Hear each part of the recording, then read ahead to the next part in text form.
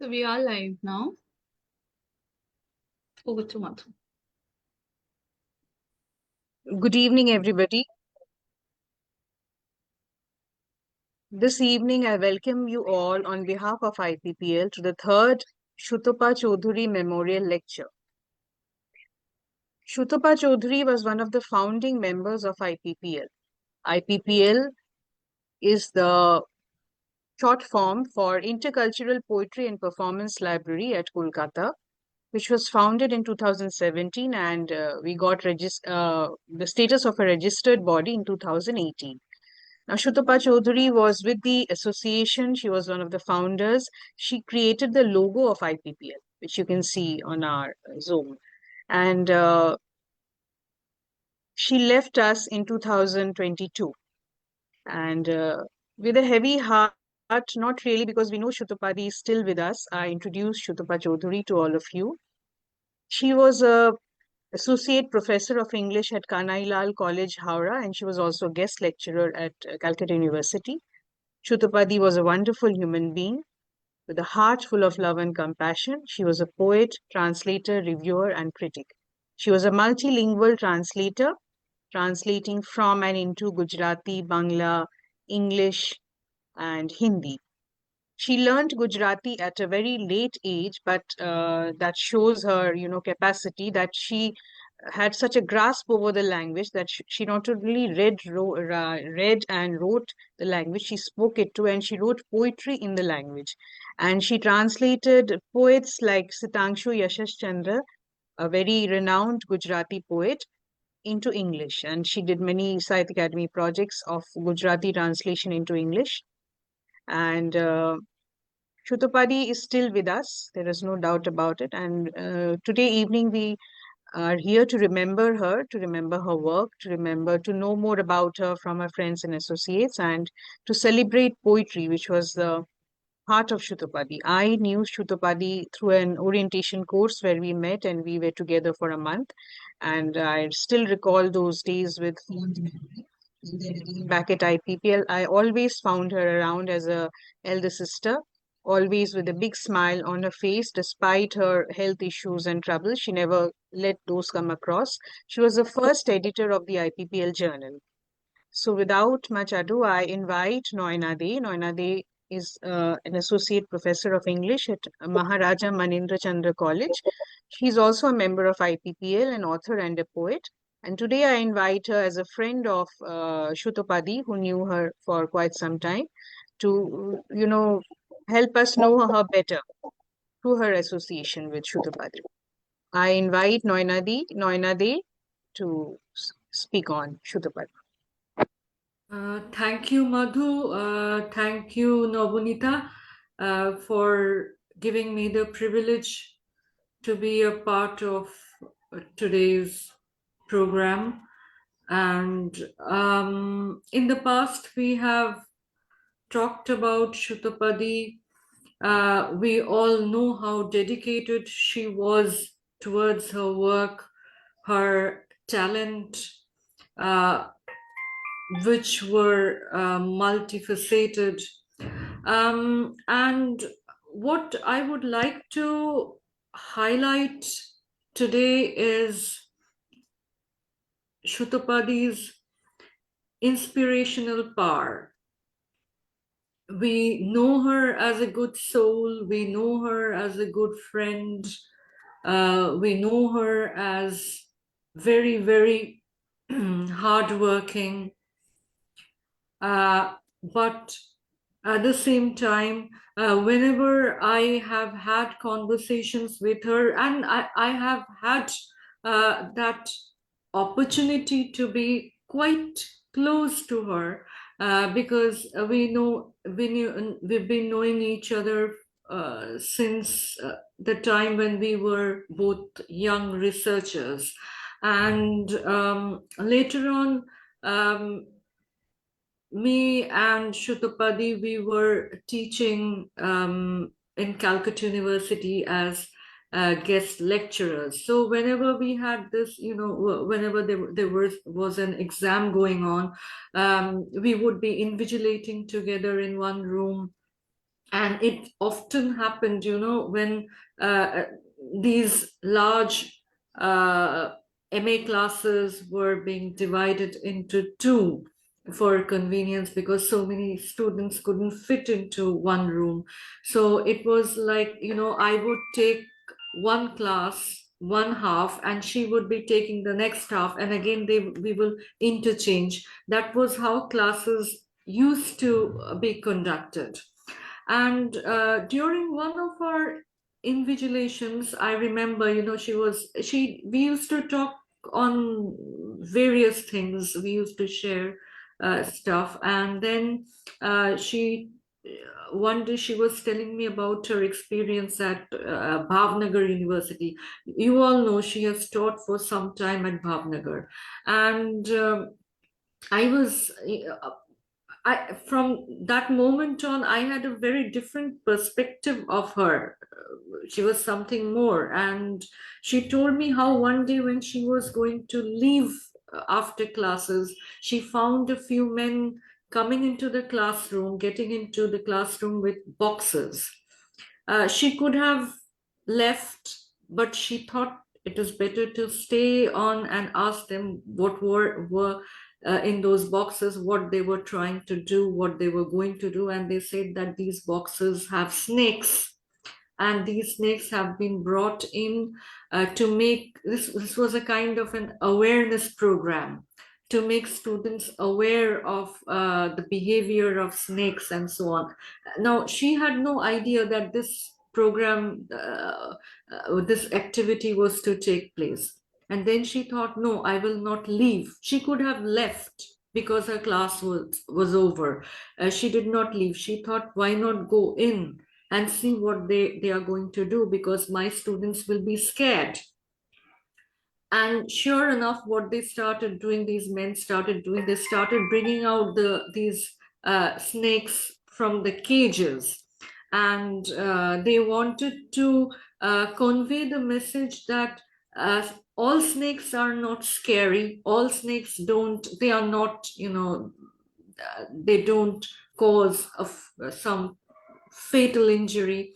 And then, when they wanted volunteers to show this, and Shutrapadi volunteered, saying that I will be the volunteer. So they took out a snake and put it round her neck. And when I heard this, I said that, were you not scared? Because the common misconception is snakes are slimy and cold. And she said, no, it's just like you and me. And then, this went on for quite some time. The students felt a little bit encouraged. And then they brought out, I can't remember clearly, probably it was a king cobra. And she said it was roaring with anger. She used this word, Bengali word, gorjon korchilo. And I said, you mean hissing? She said, no, gorjon korchilo. Roaring. And then I was even when listening to this, I thought, okay, then what did she do? Thankfully, they didn't give it to her. They just showed the snake and put it back. It was too dangerous, of course. And later on, when one day I was watching National Geographic, and I found, yes, snakes do roar when they are angry. There was one instance they showed. But what I wanted to talk about today was this inspirational aspect of, and the extent to which a teacher can go out of her way in order to see that the students do not go through that ordeal. They don't feel scared, and volunteering herself. And I would just like to end with a tribute to Shutrapadi by reading out one of her poems. This is one of my favorites. Most of these poems, all of them are about death, about sickness, about rage.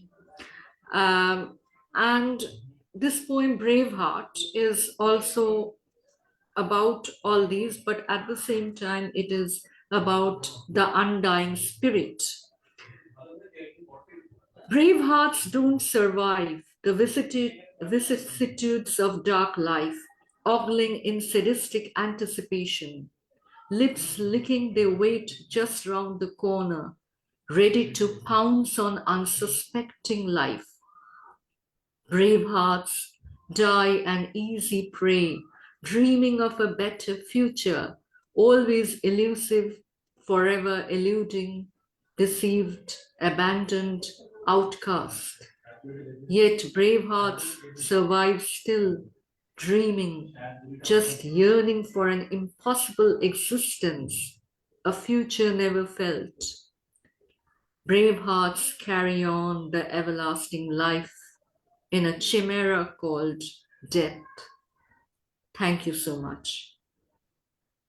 Thank you so much, Nanadi, for giving us a glimpse of the lesser known side of Shrutopadi that she was, how inspiring she was. And that reminds me of Maya Angelou's words that a great soul serves everyone all the time. A great soul never dies. It brings us together again and again. And I think this session is a testimony to that.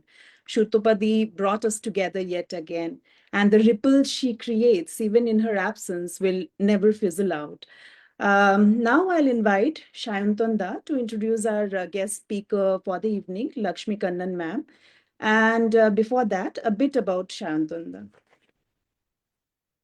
Shantanu Dashgupta is a professor in the Department of Comparative Literature at Jadavpur University. He is also joint coordinator of the Center for Translation of Indian Literatures and joint director of the School of Media, Communication and Culture Theatre. Shantanda, please. Thank you very much, Mahua. Am I audible? Yes. Right. First of all, let me express my gratitude to the organizers for inviting me to speak at this session. Introducing Lakshmi Kannan ma'am is, of course, a privilege. It is a very special and pleasant task to be introducing our speaker for tonight. Among other things, quite apart from the books that we have all read and enjoyed, she has a PhD from the university where I studied and where I now teach, Jadavpur University, Kolkata. Dr. Lakshmi Kannan is a well-known poet, novelist, and short story writer. She is a bilingual writer. She writes both in English and Tamil and is deeply steeped in both the linguistic cultural traditions. As she has said in her interview with Rajul Bhargav, English need not be labeled as the quote-unquote other language in India today.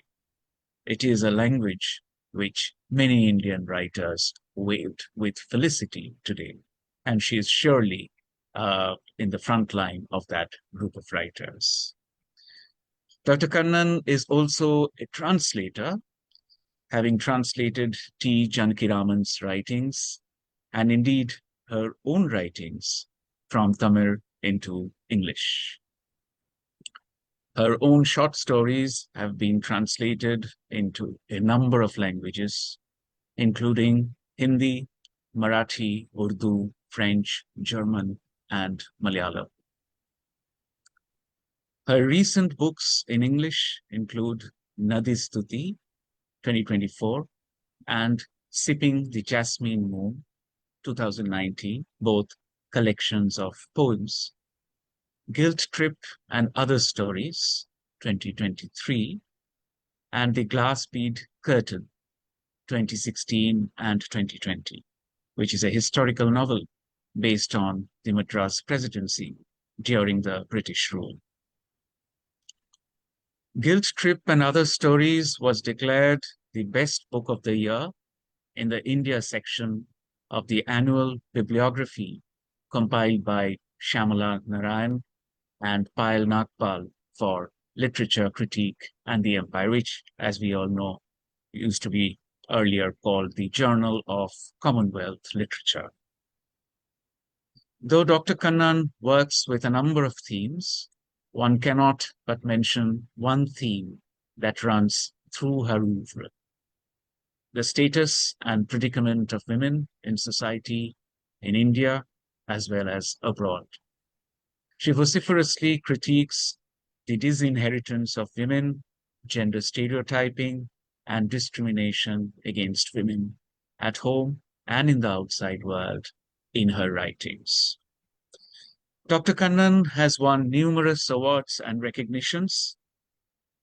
She was a resident writer at the University of Iowa, USA, a Charles Wallace Writer at the University of Kent at Canterbury, British Council visitor to the University of Cambridge, Fellow at the Indian Institute of Advanced Study, Shimla, Fellow Sahitya Academy, Delhi, and a postdoctoral fellow, UGC.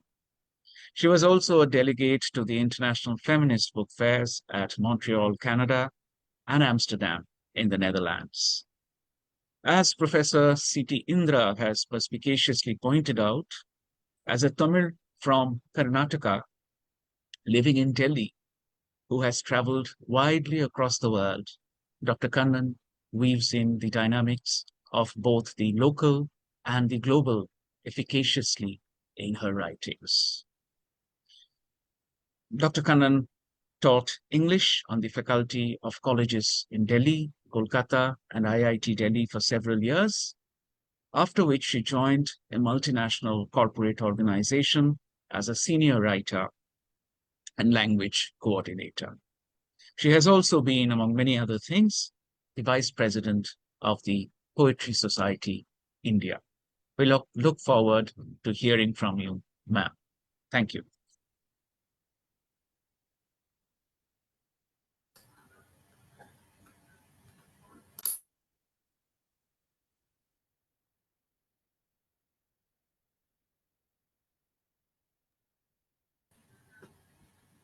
Can you hear me? Yes, yes, ma'am, you are audible. Thanks very much indeed, Professor Sayantan Dasgupta.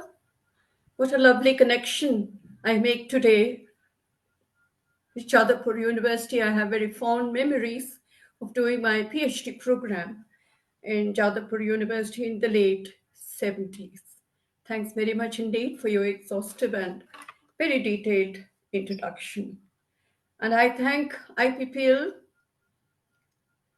organizers, Professor Sanjukta Dasgupta, for inviting me for this lecture on Sutapa Chaudhury. It was very moving to hear about her, which I was totally unprepared, like maybe many others, about this episode of snakes that she was so courageous enough to encounter on her own terms. She must have been indeed a very, very special person.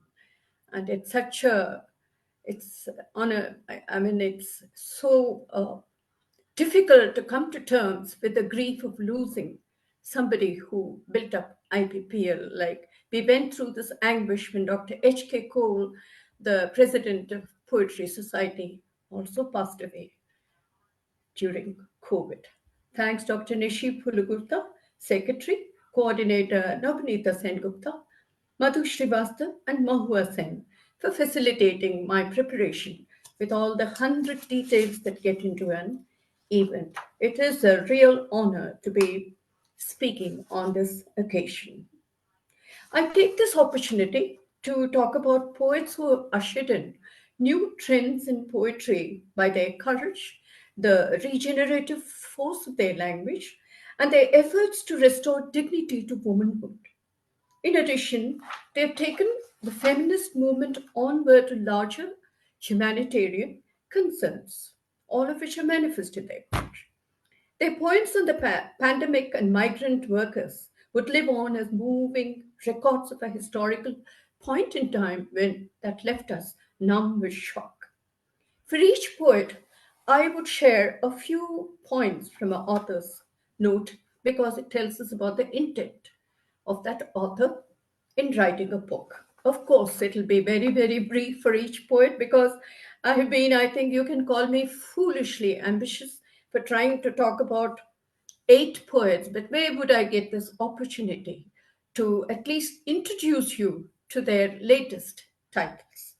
So the poets I'd be talking about, in brief, of course, is Sanjukta Dasgupta, Arundhati Subramanian, Malish Srilal, Sukrita Paul Kumar, Radha Chakravarti, Anita Nahal, Nishi Pulugurta, Basudara Roy. If time permits, I'll just mention a few of their poems, but please read the books that I mentioned because they mark a milestone. See, these contemporary Indian women writers, amongst many other achievements, have one outstanding feature, and that is they're sharply aware of their sociological and cultural background that factors in class, caste, religion, mother tongue, and region.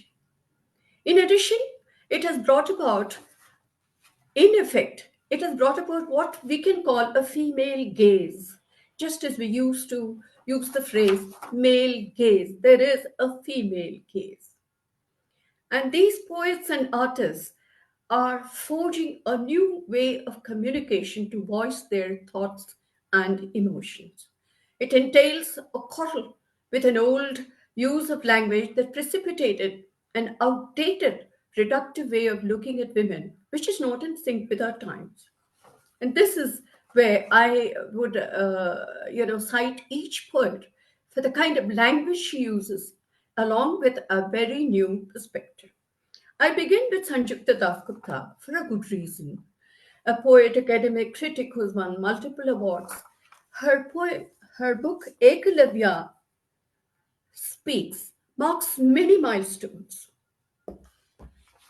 And it is, you see, like in her author's note, which she calls a few prosaic words, which is a must read for anyone who wishes to understand the feminist movement in its fullness and in its significant departures, and as a movement that has now enlarged into larger humanitarian issues enfolding men in similar predicaments. In just 2.5 pages of explosive insights, Dasgupta points to the new directions in contemporary literature, and she begins with pioneering feminist scholars such as Gayatri Spivak, who asked the resonant question, can a subaltern speak? Now here, Sanjukta Ji, she tells us the subaltern doesn't just speak now. He and she has made, he or she has made themselves, really heard. After centuries of silence, the subaltern made her or himself heard. And this she considers as a paradigmatic shift that has made them into game changers. How true what she says about the subaltern and what we heard about the pioneering feminist scholars such as Spivak and then later Simone de Beauvoir, who also, talked about how difficult it was to be not the incidental, not the inessential, as opposed to the essential. So she deftly moves on, which is why I wanted to share this. She deftly moves on to Edward Said, who tells us how the othering happens by stigmatizing the other and by normalizing ourselves. Simple. It's a point of deviance. So years later, she also quotes, Dasgupta quotes Orhan Pamuk, who has a painful awareness not just of inequality, but of fear. The fear of people, basic fear of being left outside, the fear of counting for nothing, the collective humiliations, it goes on. And Pamuk calls for a literary activism.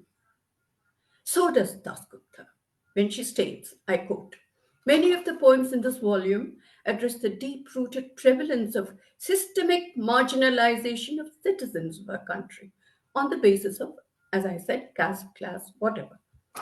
In effect, writers are moving well beyond the rather circumscribed definition inherent in the word feminist as used by standard feminist scholars that tries to homogenize writers from diverse backgrounds. Hermeneutics is yet to come up with a suitable term. for these feminists who have enlarged and thrown their net far and wide. So when you have a stark title like Ekalavya Speaks, the verb speaks becomes a speech act that calls for a political will, no less than a political will.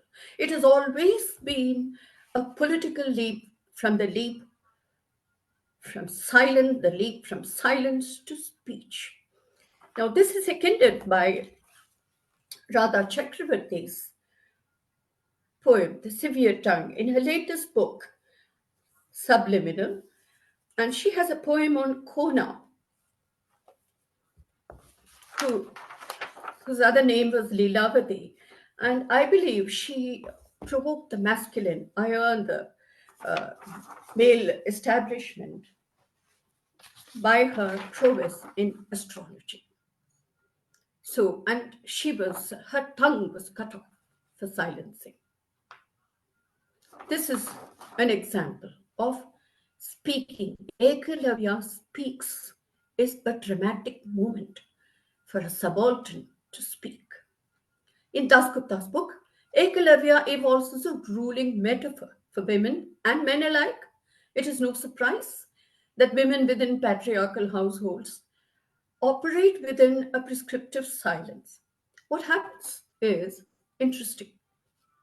She can perfect this drama through strategies in speech and speak a proper language like any well bred woman from a certain class, and she can pull the wool over their eyes in a repressive culture. This is how women are getting even, women writers. If a speech act, like I have been saying, has consequences, you can imagine the quantum leap it entails for the art of writing to publish. The late Nobinita Dev Sen, who became a good friend of mine in Jadavpur University, she was preparing for the Ramayana festival.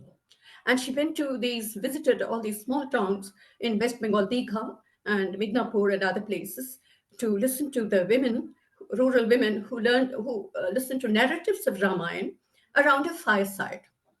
And then she found in her talk with them that they were very angry with Ram and full of compassion for Sita.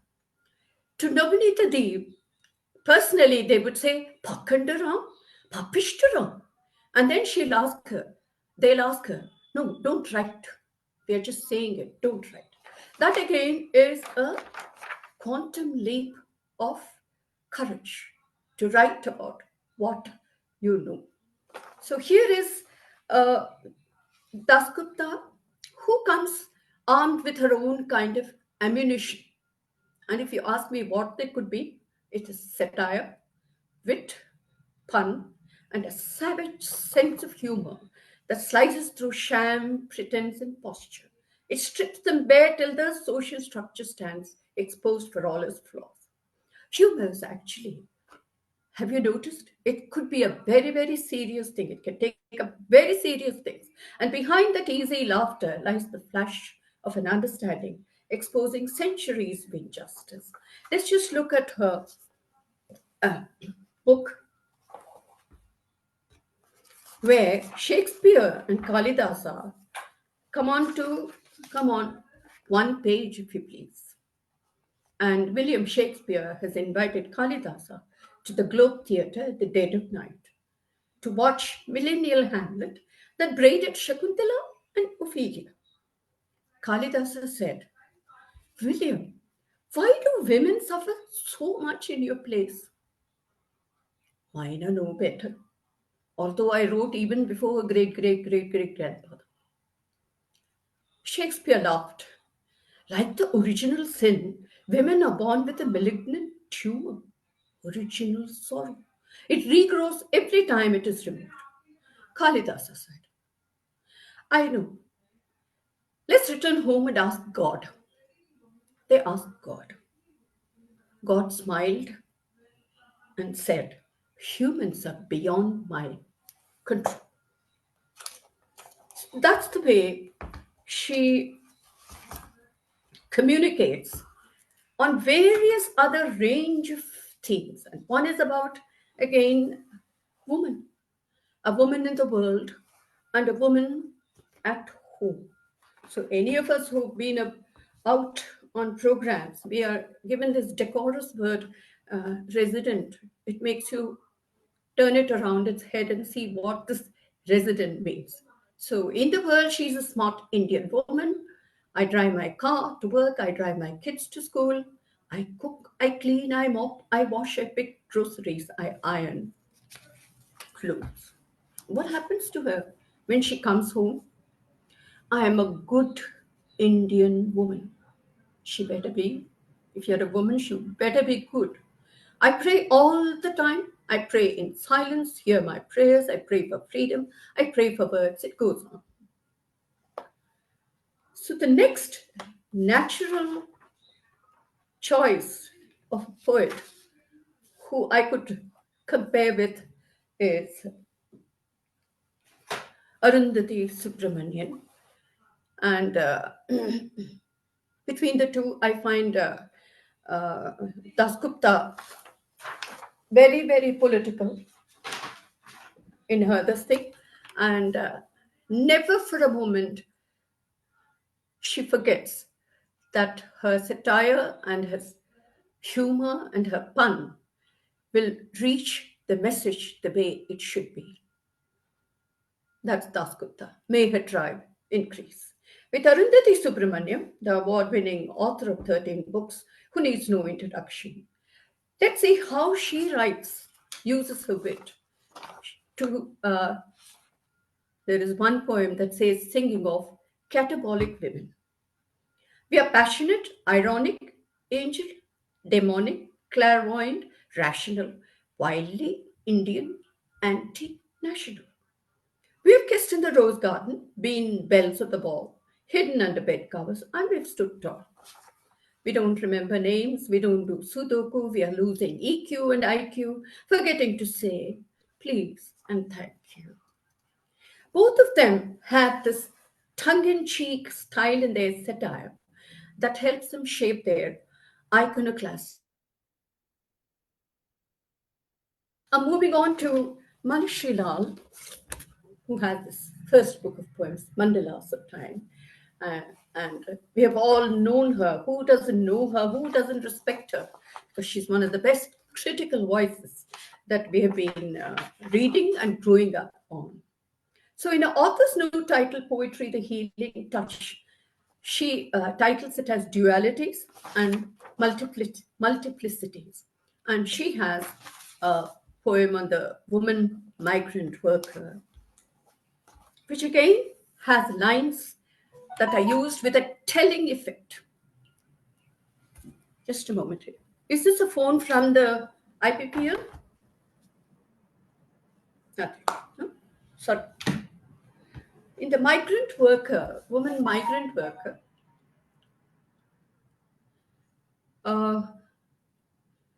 jobless with families to feed.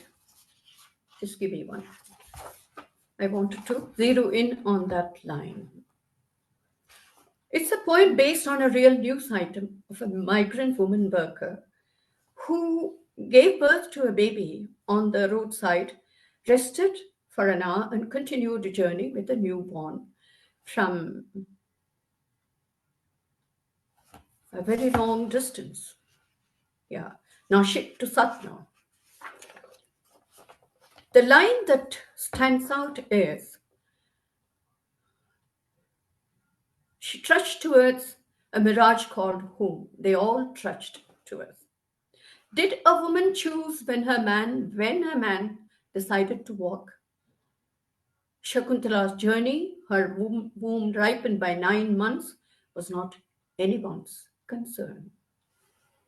And after she gives birth to the baby, she says the newborn joined the walk a few hours later.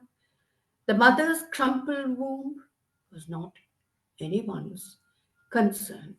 And this is a line very effectively repeated for the kind of a message that she's nobody. If everybody walks or a man walks, she starts walking. 9 months and no one. And in the law, of the threshold, she cites one of her first books that really made a deep impact on me, and this continues to be my favorite. She talks about invisible oppression, and in her book, in her poem Royal Heritage, which is all about Rajput women, the palaces, and all that, there is a very stark, powerful poem on female infanticide. A mud paste of nettles destroys a nascent fetus. Cactus sap can poison a royal platter. The harem shrieks in pain silently. But what do we see actually? And that is where she is very satirical when she says, Patharo, welcome, where women stay encrypted in chiffons and the luster of pearls covers the scars of a story. Here, I think it's a brilliant welding of royalty with a streak of conservatism that doesn't hesitate to do female feticide, to read all of her poems in mandalas of time. We move on to Sukrita Paul Kumar, whose book, I don't have a copy of it, Salt and Pepper.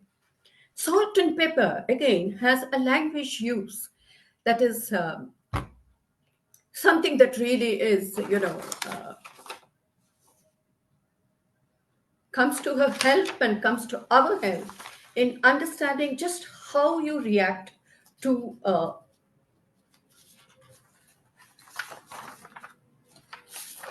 theme that she takes up.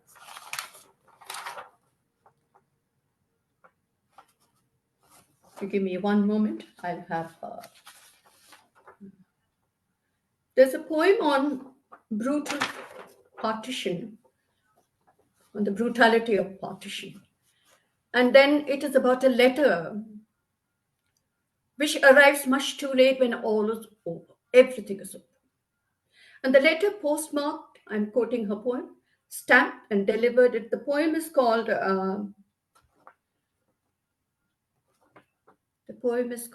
just one moment. It is a part of her Salt and Pepper. I'll come to it later so that I don't waste your time. Exile and roots emerge here. The letter postmarked, stamped and delivered half a day later or decade later, it matters not. And it goes on like this.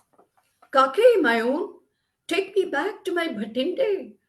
To my Ranu, the bachda is due. Ranu needs me.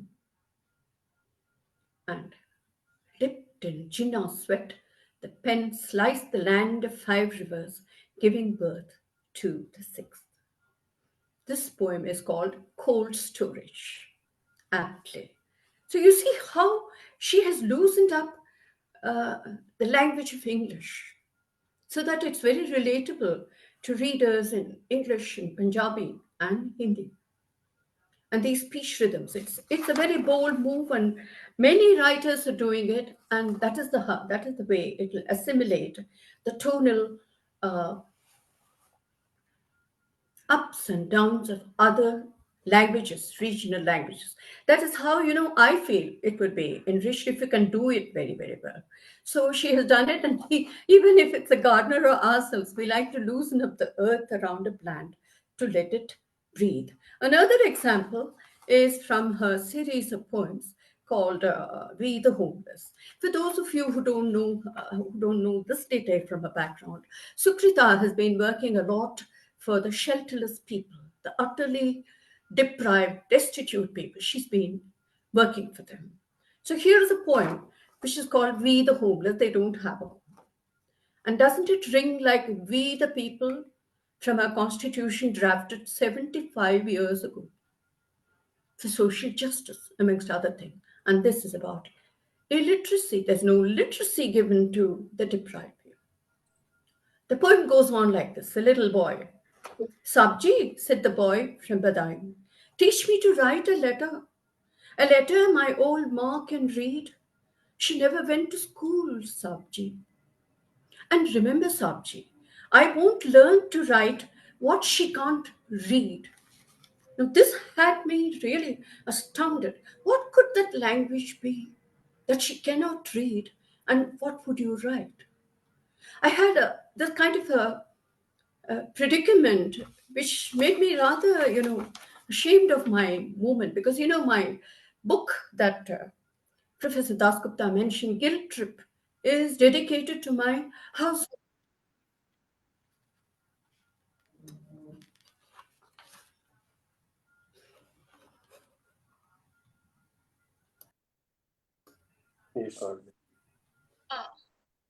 Ma'am, please continue. I think there's some issue with the recording, but it's okay. We'll continue on this computer. Do I continue or stop? Yes. Please. Do. I've started. Yeah. Please do. Ma'am, please Please continue. continue. Let's continue. What should I do? Ma'am, please continue. I have some. Yeah. Yeah. So you see, let me be very brief. I dedicated the book to my house help, and she couldn't read the dedication. I thought it was so thoughtless of me to dedicate it in English, and I said I should have done it in Hindi. Then she said, Madam, I can't read Hindi either. I was speechless with shock. So since we are running out of time, after Sukrita,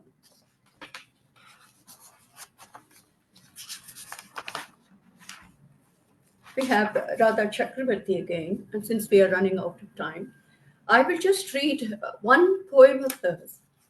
Please try to get a hold of this copy, Subliminal, which has very interesting, intricate, experimentations with the technique.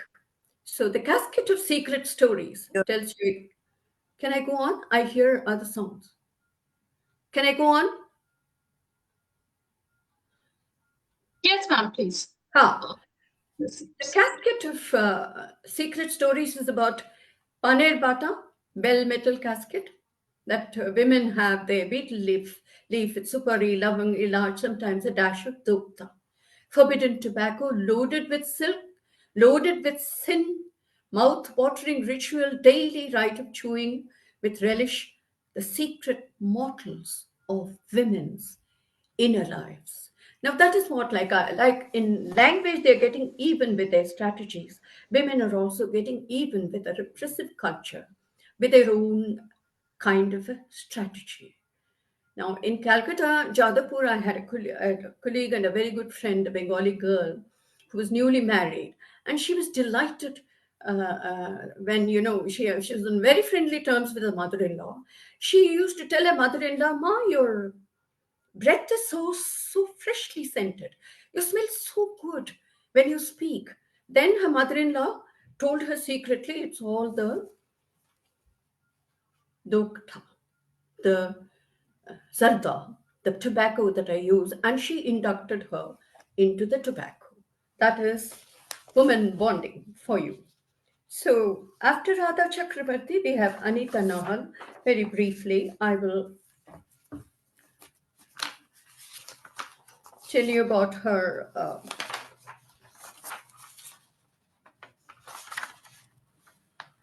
background. She's a diasporic writer based in Maryland, and she writes prose, poetry, and everything. What is most unique in her poetry is she writes a prose poem, and she's nudging poetry and prose closer together so that there is no divide, and it makes it very, very conversational. So she has a book called What's Wrong with Us Kali Women? It's a question on the title, which she answers. We are Kali women, nothing is wrong. There's nothing wrong. That's your fear labeling us. We are the Kali women, we are the female, male, we are, and all other female, male, androgynous gods. We don't distinguish. We seek, we learn, we comprehend, we embrace. And it goes on and on like that. It's a very, it is satirical and hard hitting, and it has a message about how you worship the goddess and how you treat a woman in real life. Everybody knows this dichotomy that is there staring you in the face. Amongst other things, she has poems on ageism, which is rampant everywhere, and it's a little in the face in the USA. So she says she has these amusing this thing. That is how she nudges poetry and prose together. Even when an old man sits beside you and asks, with his aging tongue in his crinkling cheek, "How old are you, my dear?" "Me. What about you?" "I'm the distinguished one." "Really?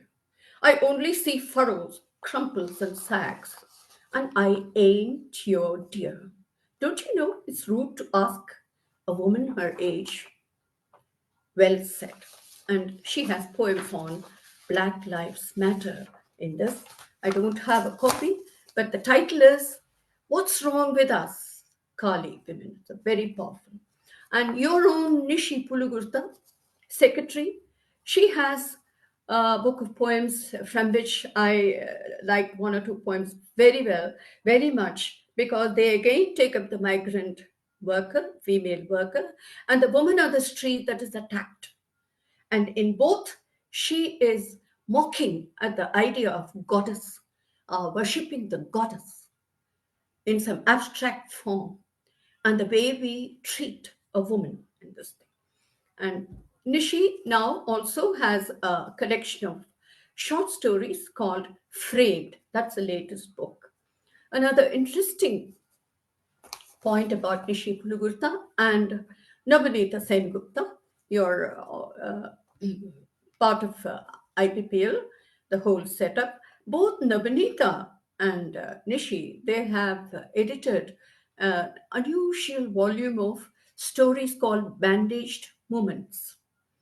And its stories are in translation, and it's about mental health. Very soon it'll be out from Niyogi Publishers, I think sometime this summer. And in Nishi's poem, "Goddess is Around," on the station that day, she lay motionless dead. She was fighting because she had a child with her, but how long could she fight? The life went out of her, and the child was pulling the sari. It has images that are really very disturbing. And that is how, like she wrote about this migrant women workers. And then there is another one on rape. And it ends on a sarcastic note. They leave her mutilated, traumatized, brutally violated, broken, ripped apart. And we look forward to worship the goddess. So I quickly move on.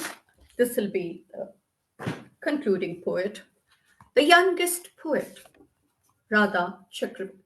Sorry, very sorry. Vasudhara Roy. Vasudhara Roy, the youngest poet in this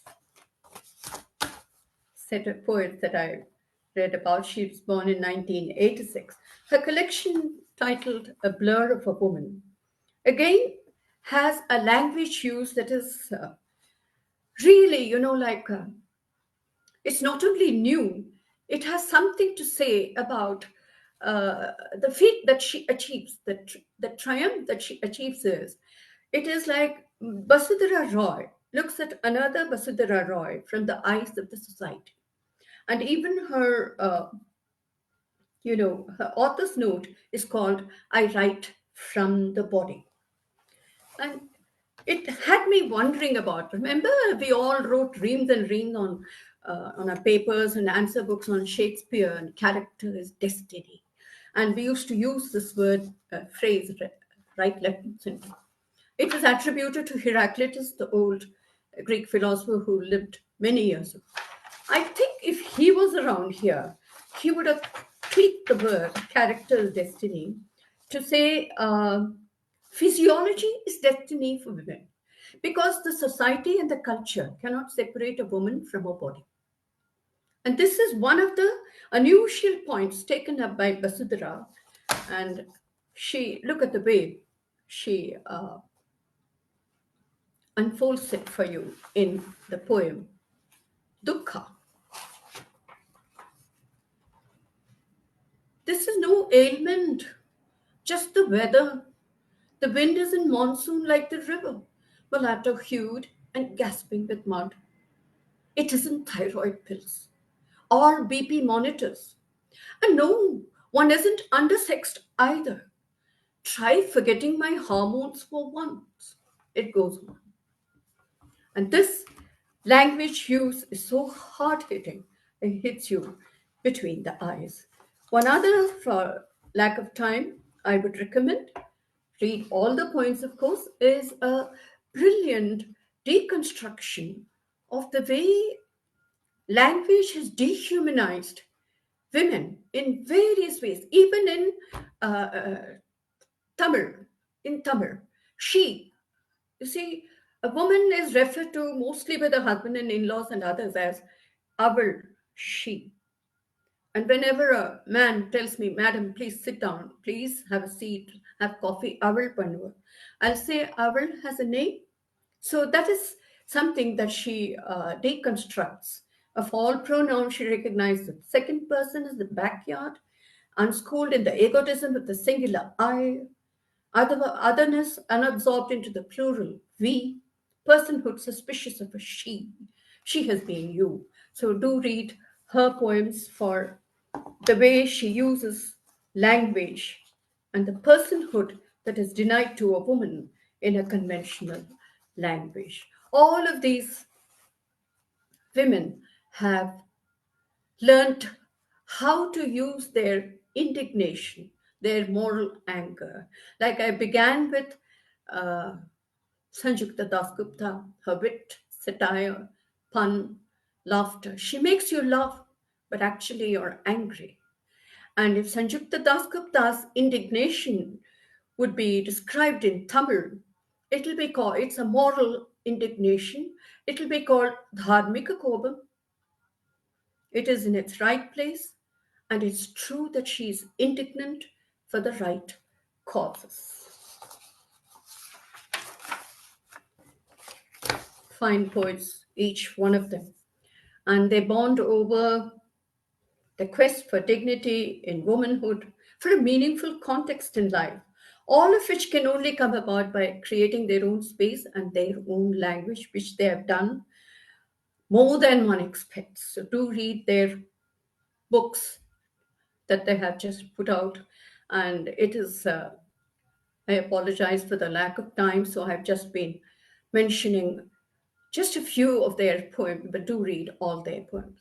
Before I conclude, I just wanted to ask you if you wonder, like me, how all the struggle has not robbed them of their, you know, resilience, their innate capacity for laughter, fun, humor, satire, and a zest for life. And this is marvelous. This is marvelous. I hope they'll always be like that. And I hope they will continue to write essays, stories, fiction, and poetry that tell the story of their lives. Thank you and namaskar.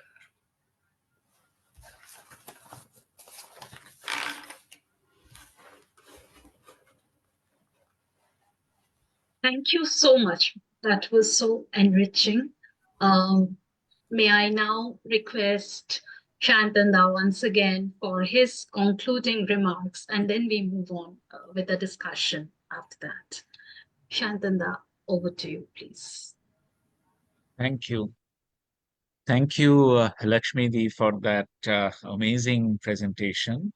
It was so erudite and based on such close readings. And at the same time, it really touched on the essence of poetry itself. It gave us a very interesting bird's eye view of the writers, of the poets that Lakshmi was focusing on. And of course, all of us, I think, are familiar with the poets she was talking about. The predominant themes that came out, I think, from her uh, talk were they included, number one, of course, the fact that women poets writing in Indian English today um, have this consciousness of the socio-cultural context deeply embedded in their writings. I think this archive of poetry that she was talking of, she kept mentioning how political consciousness pervades across these poets and their writings.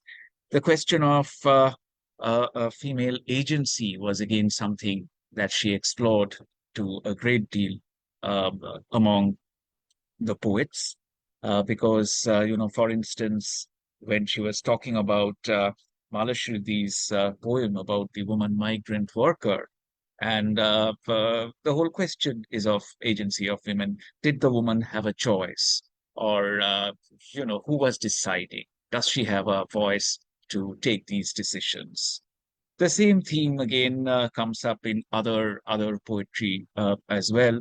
The question of resistance, for instance, when Dr. Kannan was talking about Radhadi's writings, Radha Chakrabarti's poems, Subliminal, how I think she was trying to point to the fact that women are portrayed not merely as victims in this body of poetry.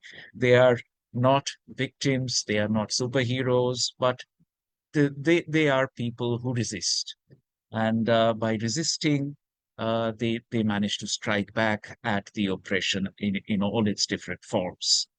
The question of speaking was again something that Lakshmiti was talking about to a lot of extent.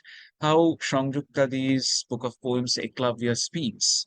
The verb speaks is so very important because the subaltern speaking and bringing in his agency. That is what all these poems about Ekalavya, of course, Ekalavya speaks has many other poems as well, but that's the whole idea, I think, behind the poems that Shamduktadi creates in Ekalavya Speaks. And that again brings us to the question of sociocultural context, where various things coalesce. It's not just gender, it's not just class, it's not just caste. All of these coexist and coalesce in the poets, in the poetry that Dr. Kannan was talking about. Another theme that she was talking about was, of course, the tongue-in-cheek satire that we find in the writings of many of the poets she was mentioning, notably Arundhati Subramanian, for instance, how this tongue-in-cheek satire is used ultimately to build towards an iconoclasm. So all of these themes came into this presentation. And of course, the question of women bonding is something that was very important, that comes in many of the poems that she mentioned. And finally, I think the dichotomy between how in India we look at the woman and the goddess. That is again a theme that came up in her discussions of Anita Nahal's poetry, for instance, and even I think in Nishi Pulagupta's poem, where she was talking about rape and sexual violence, and at the same time, how we worship goddesses and how differently women are treated. And finally, I think again, coming to the question of language and experiments with language, she mentioned Vasudhara Roy's poetry, and also this very interesting image of how the poet seems to detach herself from her own identity in one of the poems and starts looking at herself from the point of view of society. So that gives another perspective on the question of the woman's identity over there. Also, the question of how language is often used to dehumanize women. That is also something that Lakshmiti spoke about with respect to Vasudhara Rai's poetry. I think all in all, the primary thing, the primary chord that struck me, that stays with me, is that how Indian English poetry is gradually going beyond what we used to understand as feminism or feminist poetry. That is, I think, the core theme that she started off with, and that's something that came out so well in her analysis. As we all know, feminism is not just about women and men competing with each other, but it's about a just and equal society in which men and women all have an equal say. And that is something, again, I think that was the underlying message behind that talk. So thank you very much, Dr. Kanna.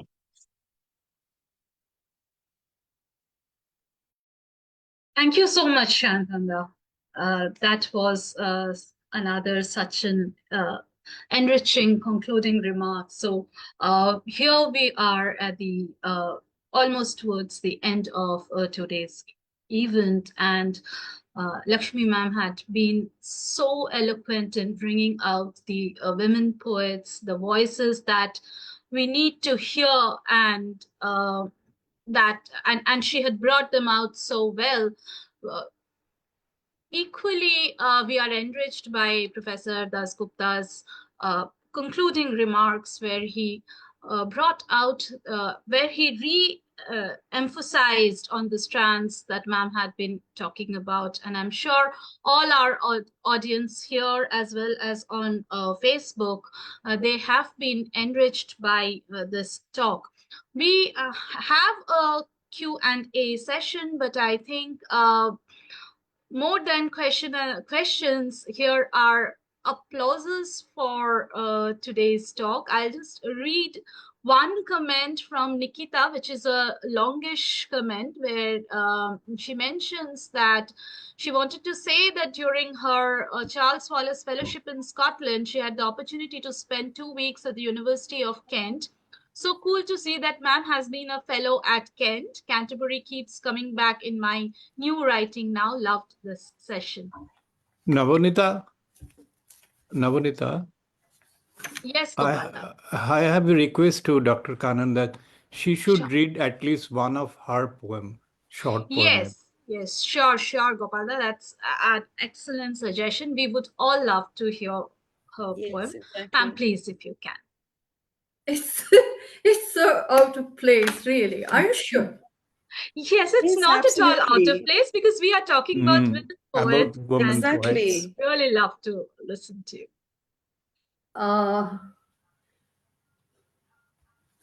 Can you give me a moment to get a poem from Sure. you? I think I'll keep on reading the comments that we have here.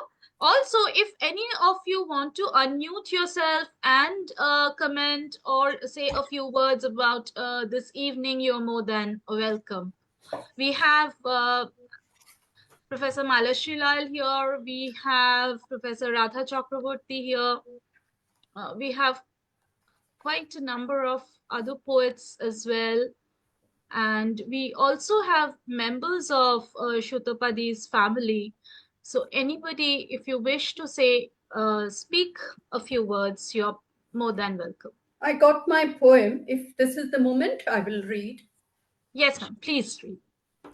This is from my, if you can show this cover, please. Nadistuti. I'm sorry. I will. Just a minute. Yeah. Yes. Nadistuti. Yes. And you see, like the poem that I will read is the title poem, and it's based on a very, very a man who is middle class, who has all the middle class stresses, not much of water in his house, and he has to bathe in the stored water, and he is like any other person, struggling Indian with all these problems and all that. So but Nadistuti is a shlok that senior Indians, many senior generation Indians, always invoke 7 rivers when they bathe. And to me, curiously, if you are interested, whenever I write about, a person, a protagonist who suffers a lot and all that, I identified a lot with him. So he became the title. So this is the man. Nadistuti must hurry up while there's still running water. He rushed to the washroom, tossed his clothes into the laundry basket, pushed away the 2 buckets of stored water, sat on the bath stool, and opened the tap. He liked water to flow over his head while he invoked the rivers breathlessly. Gange Yamune Cheva Godavari Saraswati Narmade Sindhu Kaveri Jale Asmin Sannidhim Kuru. That is his Nadi. Inside his closed eyes, the seven rivers splashed around his head, flowing over his cheeks, shoulders, torso, legs, feet, tingling his toes, while he recited the shloka repeatedly. O holy rivers, please be present in these waters. Make them sacred. Jale asmin sannidhim kuru. It worked. The tap kept its time. Only after he finished the prayers, it let off raucous sounds. With one last guttural cough, it went dry. The municipality's supply of water for the day was over. The man emerged from the washroom, refreshed, bathed by the seven rivers of the land. Thank you. That's wonderful, wonderful. Yeah. Thank you. That was Thank you. so good. Thank you so much. In fact, we Thank can. you all for a wonderful evening, which I hope, like I repeatedly say, I'm so amazed by the poets that I read about. So I want to return to their books and read more because of so many other reasons that I cited. Thank you so much for this opportunity because I divide my time between fiction and poetry, and I don't often get the time that I need for poetry. It's taken away by fiction. That's it. Thank you so much. I should thank Thank you. Sutapa Chaudhury, IPPL, and his wonderful personnel who take it so far, who are so dedicated to this. And without this dedication, nothing will go on. And we were also plunged in grief when our Poetry Society president, H.K. Cole, Dr. H.K. Cole, also passed away and during COVID. So that was it. Right. But we have all pledged that poetry will live on. If we Right. respect him and love him, we will somehow sustain poetry. Thank you. Thank Thank you. you so much, ma'am. Thank you so much.